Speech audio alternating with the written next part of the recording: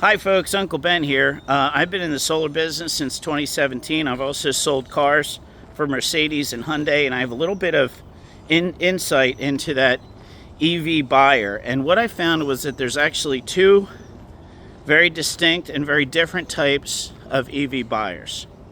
So let me start with the first one. The first one, it's the type of guy who lives in $1 million home, and he's got two Teslas, and he got the most expensive Tesla when they first came out, but he's not putting solar on his roof because he doesn't look like how the panels look.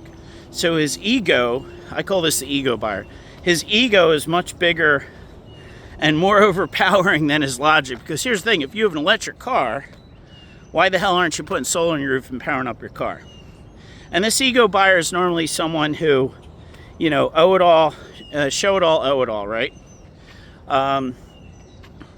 This is the person who buys the Cybertruck. This is the person who buys the most expensive EQS Mercedes, brand new, and then suddenly the car depreciates $60,000. So as you can tell, I'm not a big fan of this buyer. The other buyer, I call him the frugal buyer. This is the one who buys an inexpensive EV, and if they own a home, they put solar on the roof, they power their EV. So they literally go from paying $200 a month in electric bill and $100 a month in gas to having like zero energy costs and powering their EV off the roof. I have to say, I like this buyer because this is someone I can relate to. I have a $14,000 EV.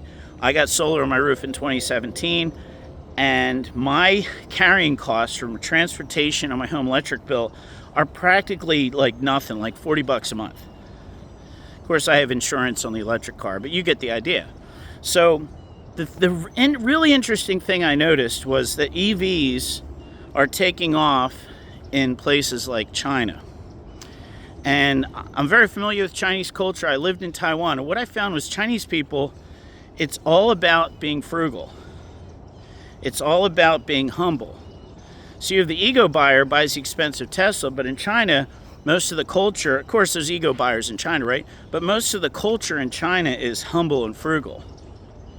So you have people who have, the EV business has exploded over there because people are buying these inexpensive EVs that they never have to pay for an oil change. They're very reliable, and they last, there's now studies that say most EVs last 300,000 miles, maybe much longer.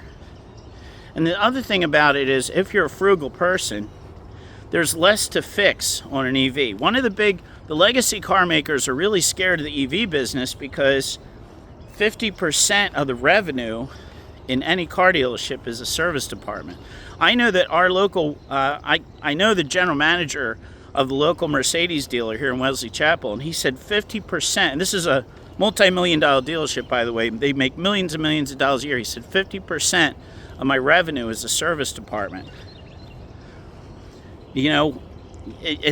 It makes sense, right? Mercedes are really, especially internal combustion Mercedes, are incredibly complex products. So if you are in the EV or solar business, recognize that you're not going to sell solar to the ego buyers. The ego buyers are all about look at me. But the frugal buyer, they're going to buy solar all day long.